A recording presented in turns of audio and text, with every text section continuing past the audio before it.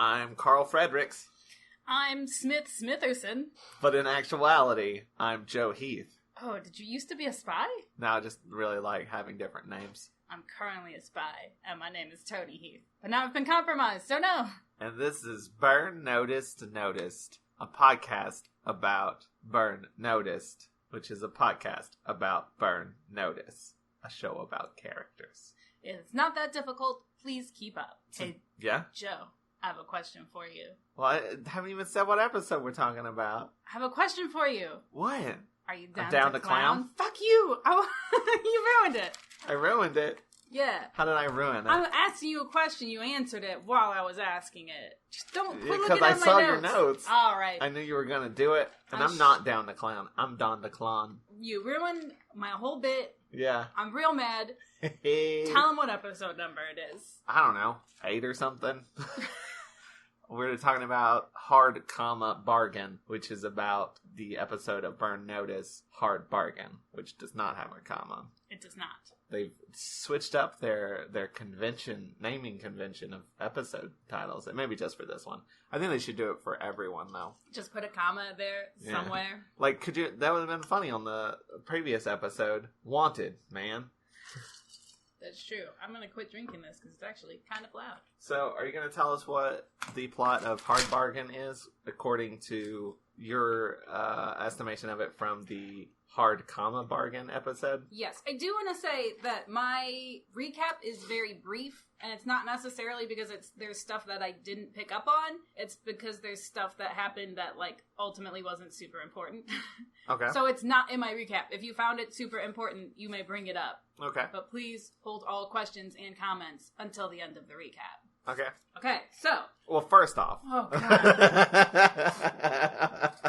I don't like your introduction. Go ahead. You don't like my introduction. No, I'm just messing with you. Okay. It's just, you said leave all comments to the end, so I immediately interrupted you. Burn Notice and Fee are on the beach because they didn't get to go to the beach before. But they're not really there just to have a nice time at the beach. They're actually there to kick off the B-plot, which is to meet with this guy named Perry, who's supposed to do a Burn Notice review to see if, the Burn Notice was a good idea. Which sounds fake and dumb, which is why Burn Notice calls the police on him. To, see how he reacts to make sure if he's on the up and up. He reacts like a bureaucrat and not like a spy, so he seems fine. But then we don't deal with that for a while later because, like I said, it's the B-plot. Sam and his lady friend bring the cow, the case of the week. I have also decided that the main client on the case of the week shall henceforth be referred to as either the cowboy or cowgirl, or the gender-neutral cow person. This week we have a cowboy named Nick Lamb. The cow's a lamb? The cow's a lamb. Nick has been pretending to be rich because he house sits for rich people. I don't know why that is a fact. Is it? I don't know if he's necessarily pretending to be rich, or that people are assuming he's rich and he's not. His fiance thinks he's rich. He's pretending. I don't think he's pretending so much as someone, people are assuming that about him, and he's not, saying, no, it's not true. Not correcting it is pretending. So, he's pretending to be rich. I mean, I pretend you're funny. See. Can I get through this? I do believe I mentioned something about holding all comments. Until the end. Sorry. Okay. Thank you.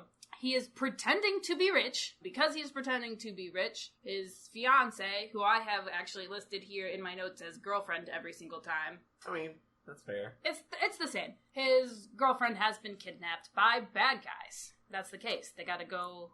She wasn't kidnapped by good guys? No. Just by bad guys. What a twist.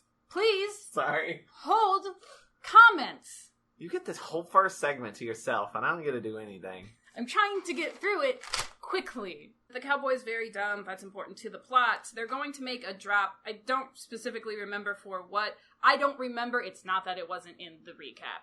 But the important thing is that the cowboy fucks it up by being dumb. Yes, you can tell me what the drop was about. I can see it. They're not dropping anything. They're picking something up. They're picking something up. The video of... Oh, proof of life. Proof of life, yes. Yes. Okay. Which was definitely in there. So he ruins the proof of life pickup by, giving a big thumbs up to, Michael. Who? Mr. Burn Notice. Okay, thank you.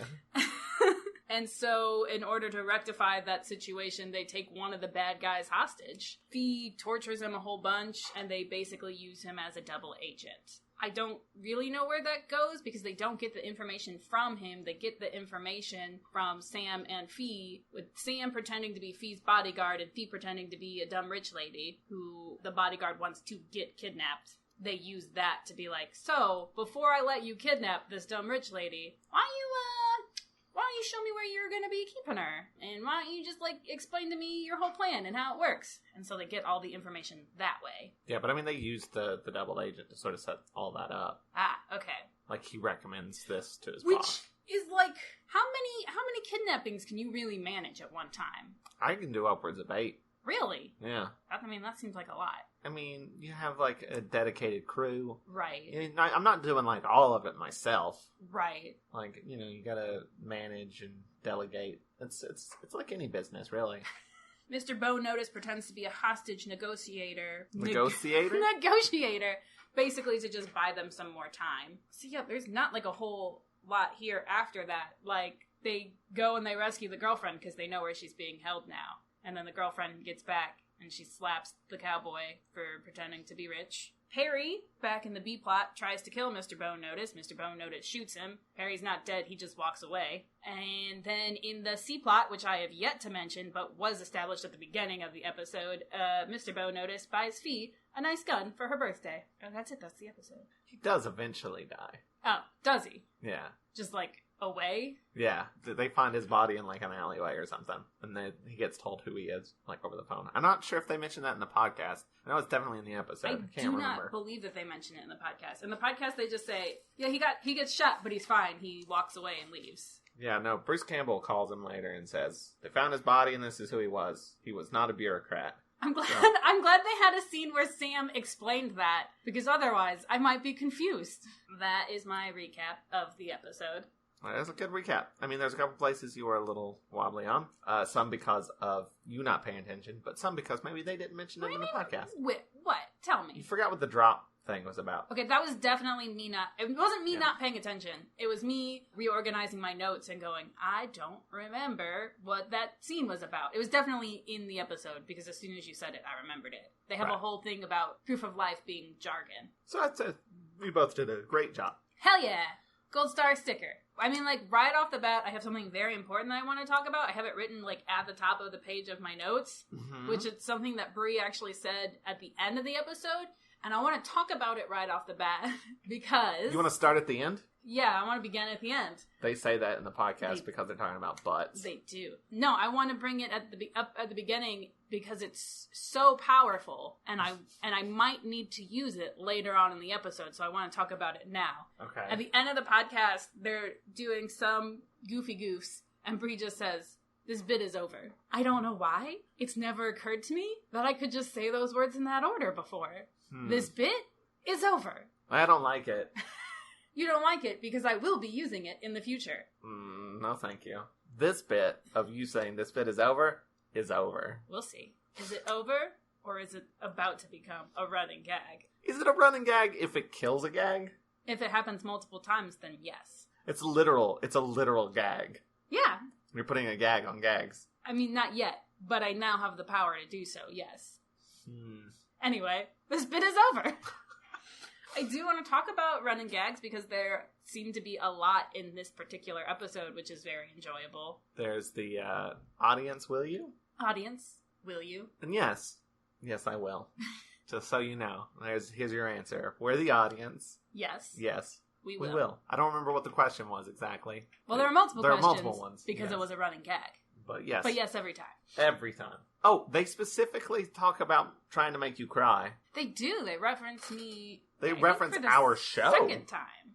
Yeah, they've referenced you a couple of times. They've referenced our show a couple of times. But without saying the show, this was definitely a reference about the show. Yes. They've also just mentioned you just regularly. Yeah, but that was also a halfway reference. It was a reference to a conversation that we had on the podcast.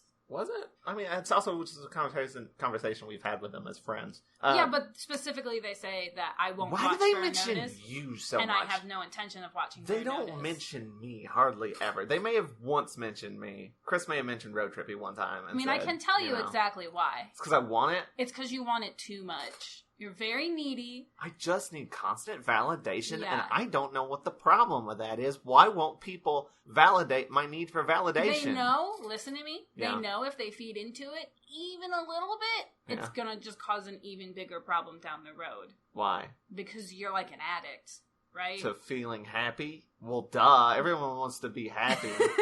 You're a validation addict, and if they give you just a little bit, it's going to be like... So they give me none. So they give you none. I don't like it. I mean, you asked and I'm telling you. I'm going to cry. This podcast is making me cry. That is not... It only counts if I cry.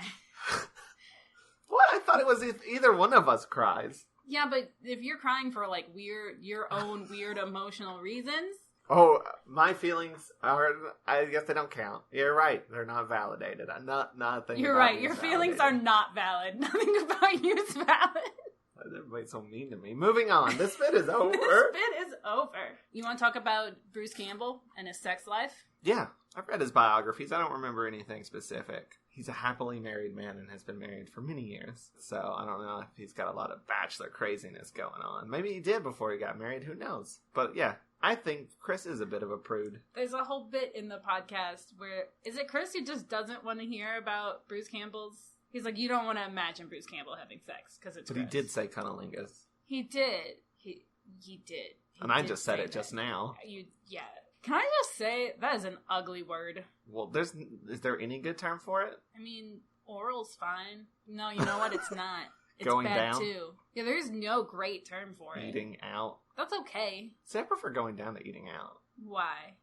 Because I don't feel like that's what you're doing. Not eating. Yeah, like, that sounds, like, violent. This bit should be over. I like calling it the slippery slap. I wanted to talk about Bruce Campbell and not this. There is a question in the podcast of what Sam is doing for these women. That the slippery slap. It's not the slippery slap. That's only part of it. It's also that he validates them. That's it. That's what I think it is. But they're like, it's a better reveal if, like, later it's just that he's, like, really good listener and he's really emotionally supportive. And, like, here's my take. It's definitely got to be both. He's a very nice person who's also really good at the slippery slap. Yeah. I think that Maybe I should date Bruce Campbell. Okay. Just maybe then I'd get some validation.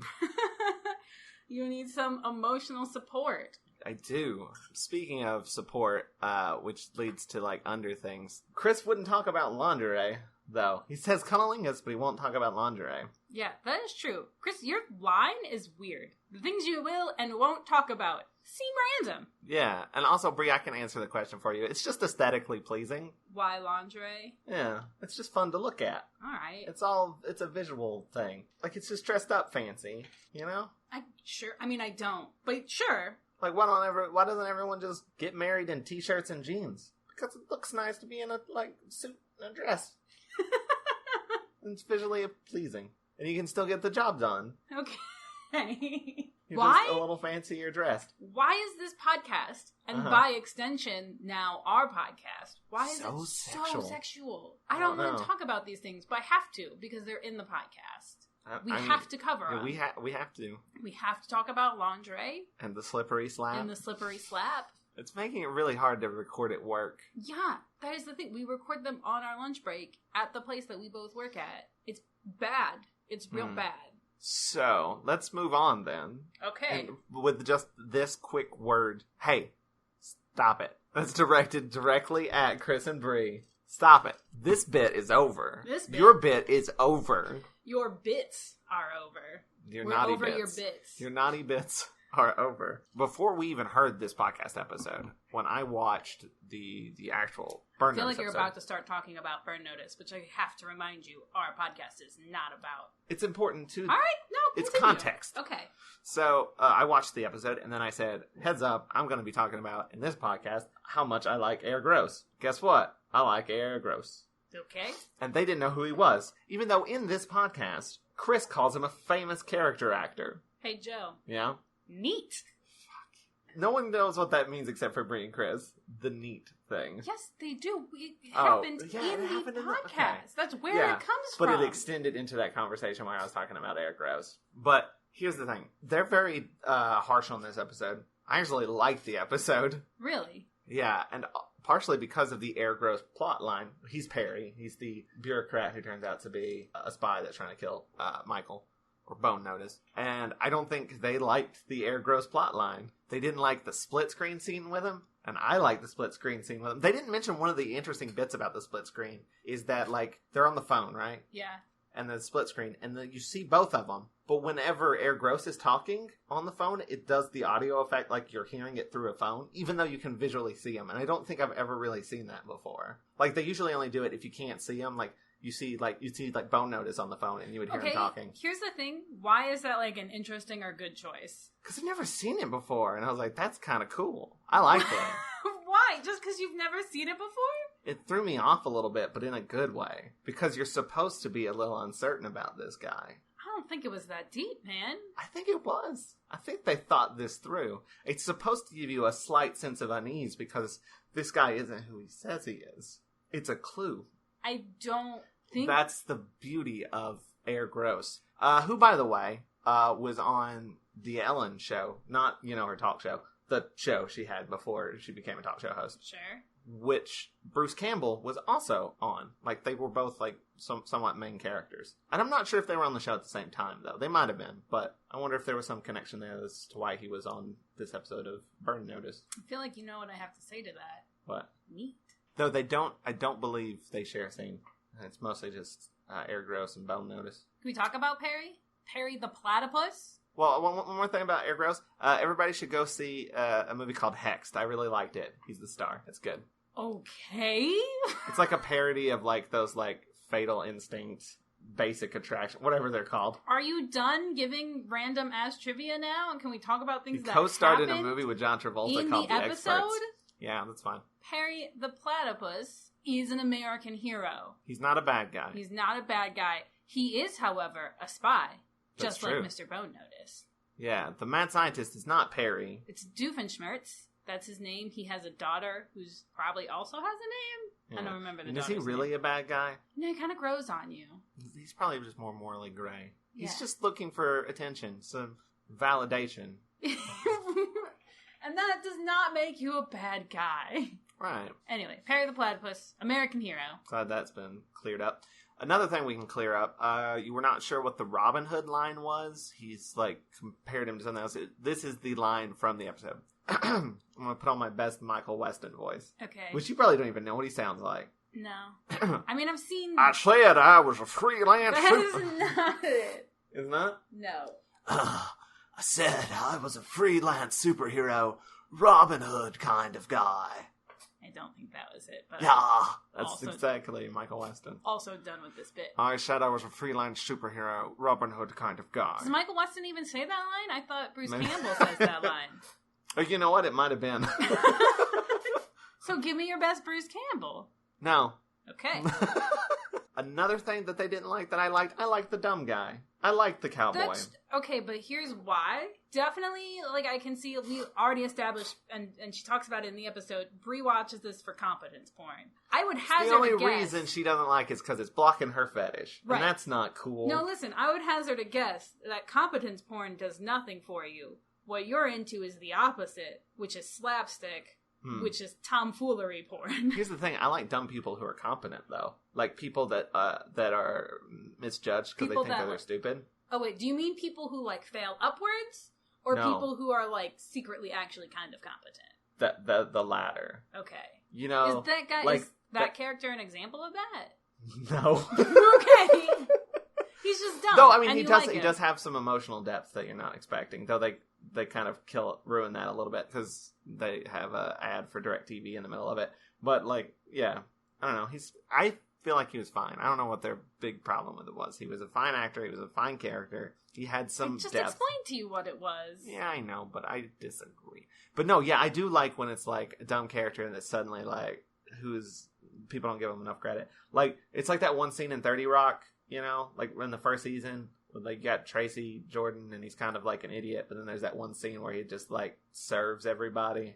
The doing well, doing good scene. He's like, Superman does good, you're doing well, and then leaves. And he's just, like, schooled like some Harvard graduate writer. I gotcha. I was like, that kind of thing. I dig it. Also, there is a scene where Chris doesn't know anything about cars, and Bri has to school him on cars. My notes say, man, Chris's car knowledge is so very little.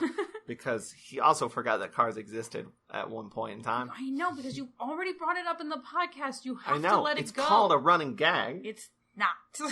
But anyway, yeah, it's just further proof that he doesn't know anything about cars. I forget what it was about. It was about, why was the cowboy driving the cars? And she's like, you gotta drive cars. Yes. If you leave them alone they and don't drive them. spoil, and then you have to throw them out. You gotta check the expiration date on those things. Man, Chris's kidnapping knowledge is so very little, because he didn't know about proof of life, and Bri very much did. She's like, I watch a bunch of shows about hostages and stuff. So she's teaching him a lot in this episode. Yeah, I think we've all learned a lot together. Yeah, about ourselves. About other people, about the slippery slab. And Arye Gross. So much. Would you like to talk about How I Met Your Mother? Oh, no, but sure. I mean, do you have another scorching hot How I Met Your Mother take you'd like to drop on us? No. Okay. It's all a prequel to Full House. Because think about it, because it's Bob Saget, right? Who's Bob Saget? The guy in How I Met Your Mother. He's the future version of... He is? He's the one talking to the kids. Yes, we had this conversation last episode. That's why I was going to be Joey. Oh. So, but in Full House, isn't his wife dead or something? Because he's a single dad. I don't know if he's dead or divorced. Yeah, but he remarries Robin. That's like the whole point. Oh shit, you're right. Maybe she dies too. She dies too, and then it's Full House. And then it's Full House. Okay. Though, I believe in How I Met Your Mother, he has a boy and a girl, and in Full House, it's like all girls, right? Sure. So, I don't know how that works. My whole theory is just falling apart. Yeah, it's not great. You could have worked on it more. Yeah, well, I just spitballed it right this second. Do you No. want to Sure. end this bit and talk about the early internet? Yep, go for it. I want to sit back while you do this. You're not going to have anything to... I don't know, probably not. All right. First of all, I would like to reiterate, because apparently people weren't listening the first time, the first iPhone came out June 29th, 2007. Don't ask again. I won't answer it again. This bit is over. June 29th, 2007. First iPhone. Got it. I have like the entire history of the internet. Why? Because I use this podcast to procrastinate doing my real job. So I went... Why we're putting that out there on the internet. Basically, when do you first remember using like the internet? Whenever the teaser trailer for Tarzan, Disney's Tarzan, came out, because that was the first thing I did on the internet, was spent all night downloading the teaser for Disney's Tarzan, which is like maybe a minute long, and it took all night. And I was like, look at the wonders of technology. I know that I started using the internet in 2001 because that's how the first screen name I ever had ends. It ends in the number 2001, which was the year I got the screen name. And I know I was like making GeoCities and using AIM. And that's pretty much how I was using it. Any of that stuff still exists? GeoCities? I guess I was using the internet in 1999. See, so that's actually, I mean, it's not early, but that's... Yeah, actually, that sounds right. I mean, it was like dial-up and terrible. 1990, or at least early 90s, is when we first get like the global World Wide Web. Because I remember everybody was like freaking out about Y2K and all that nonsense. So I definitely had it before 2000.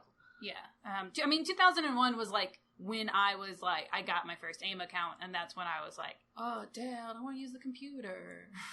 2007? Well, you would have been a senior in high school. 2007 was the year that I graduated. So I don't know if that helps you like contextualize like no the technology that was happening at the time. The first iPhone would have come out, but nobody really would have had it. I think in 2007 I had like a phone that a keyboard slid out of, and it could connect to Wi-Fi, and I thought it was the coolest shit of my life. Anyway, Google was founded in 1998, and I found the most disturbing thing about Google, which is that it was originally going to be called Backrub. Backrub. Could you imagine if that was like we have a Google Home in our house. Could you imagine saying, okay, Backrub, turn off living room lights? But in the universe where Backrub became Google. We'd be like, could you imagine going, okay, Google? That's stupid. Okay, but back rub's gross. Everybody likes a good back rub. No, it is explicitly stated in this podcast that Bri and Chris do not like a good back rub. I know, it's called a segue. Oh, shit. You know what? What? That's pretty good. Thank you. I actually don't like back rubs very much. I'm very ticklish. I actually have written down in my notes, this podcast is pro massages. Are they? I mean, I am. This podcast, this one, ours, right now. I'm not super into massages. They're relaxing. Not for me. They tickle and they hurt. Both at the same time. I don't like back massages. Front massages are okay. Sometimes known as the slippery slap. Okay. I see. No, what's this thing about the khaki suit? It's just really ugly. Like, the khaki suit that he's in every, like, promotional picture I've ever seen of Burn Notice is the worst. It's very bad, and I hate it. Like, it's good to know. Like, you couldn't pick, like, a more boring, ugly outfit. See, it's about visuals and aesthetics. He would look better in lingerie. Maybe. We won't know unless we see it. Jeffrey Donovan, send us some pics. I have 2 more notes. Sorry, 2 more. I'm definitely here for goofs. Yes. That is so that is a conversation that was had on the podcast. There's a lot of moments, actually, throughout the podcast where Chris was trying to make goofs and Bri was trying to get through the podcast. Which, I understand that, because Toni is the same way. Here's the thing, though. As much as goofs, I will agree with you, are definitely, like, an important part of making a podcast listenable, so is, like, actually getting through your premise. And I think it's, like, very important to have that balance. Hard to disagree, but okay. I mean, I'm not saying, like, goofs should always be shut down in favor of just, like, stating facts, because that would get boring really fast. Right. But you also have to know, like, when to kill a bit. Because some of my favorite episodes of you talking you two to me, they forget to talk about the thing they're there to talk about. It's just an entire episode of goofs. But, like, if I wanted that, I wouldn't be listening to Are You Talking, Arye, Me, whatever. I would just listen to Comedy Bang Bang, which is that. No, not really. Comedy Bang Bang has characters. You talking you two to me is just 2 guys riffing. It's different. I don't know, man.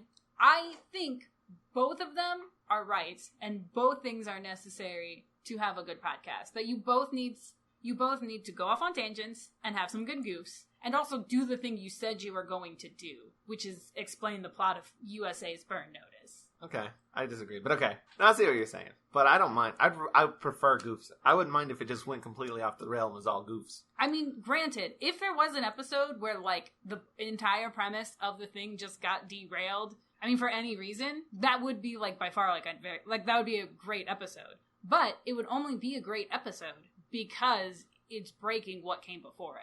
Like, we would, without a doubt, rank that as, like, a great episode of Burn, Notice, because we'd be like, oh my god, shit went totally off the rails. But that can only be a reaction. You need a baseline. Because there are rails. That makes sense. So, they're both right.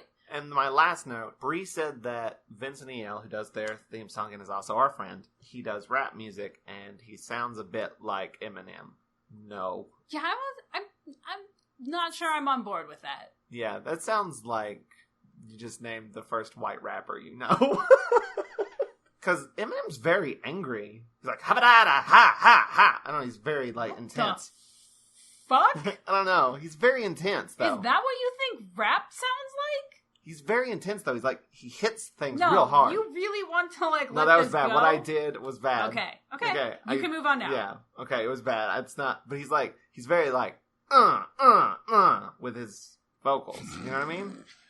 Yeah. Am I wrong? No, I guess not. He hits things very hard. But, like, Vince isn't like that. Vince is, like, a lot softer. Eminem is very harsh. What's great about this is that you basically do not have the vocabulary to talk about rap in any meaningful way. Fuck you. I'm not wrong, though. No, I understand the idea that you are crudely trying to express. Yeah. And you're right, you're not wrong. Though Vince, I'm going to put Vince on call here. Oh. You're going to put him on Eminem, call? Yeah, I'm going to force him to do a thing. Damn it. Okay, so Eminem made a song called Rap God. I'm sure you've heard of it. It's a very popular song. Yes. Full of homophobic lyrics. But it's basically just Eminem showing off. Because he is rapping quite fast. very, very fast because he's a rap god. Vince started and has done about half of a parody of Rap God. And Vince, you should finish that because it's really good. And it's better than Rap God. Is that where we're going to end this podcast? Yep, bye. Personal call out to Vince? Yeah, Vince, please finish your Rap God parody. I want it. Okay. I want the world to hear it. All right, so it's time to rank or rate or whatever we do the podcast. Was this a great episode of a podcast? Did it change how you think about something? No. The internet? No. Me either. Did it make you cry? No. Yes. Because they didn't mention you by name? Because they don't know why he loves me. Hey, Joe. Yeah. You're valid. Thank you. Okay. Does it flow? Yeah. Yeah, I think this is actually one of the better paced, and there's a nice balance to everything. Yeah, I'd agree with that. So 1 out of 3, not enough to make it a great episode. 2 out of 3 for me. Okay. Not we've already established that reaction is not valid. Look at my eyes. They are actually really watery. Are you okay? No. This is a cry for help, Toni. And you are all just mocking it. Y'all think it's funny to make Joe feel bad. Did I not just tell you were valid? Yeah, thank you. Was this a great episode of Burn, Noticed? Was there the Bri Chris dynamic? Yes. Yeah. This bit is over. That's classic. That's classic Bri and Chris. Making Chris feel uncomfortable about lingerie. And also just the conflict between wanting to just do the podcast and wanting to do Goose. Mm-hmm. I think that is not just a good example of their dynamic, but a good example of why their dynamic makes for a good podcast. I feel like I know what happened in the episode of Burn Notice. Yeah. Yeah. And did it make you laugh? Yeah, you know what? This episode made me laugh more than I think any of the other ones. I think so too. I think it was real funny. There was a lot of good goofs. Great episode of Burn, Noticed. Best episode of Burn, Noticed so far. Yeah, I think so. You might have peaked, you guys. Be careful. It won't do any better than this. No. And that's just, and not just in the podcast, in life. In life, right. This is it. This is it. It's all downhill from here. Sorry, you guys. And, you know what? What? I will give it 9 yogurts. Out of? No, that's not how it works. All right. I will give it 1 probiotic yogurt, which is equal to 9 regular yogurts. I don't know if I can just let you establish that conversion rate without hearing why. My rating system is valid because it's better for you. Yeah, but is it better for you by a factor of 9? Yes. Okay. And that's been Burn, Noticed. This podcast is over. Thanks for listening. No, I just said it was over. Oh. You can't. But we didn't even say our Oh, okay. Well, fuck. This is okay. a Burn, Noticed. Give it to me again. Okay.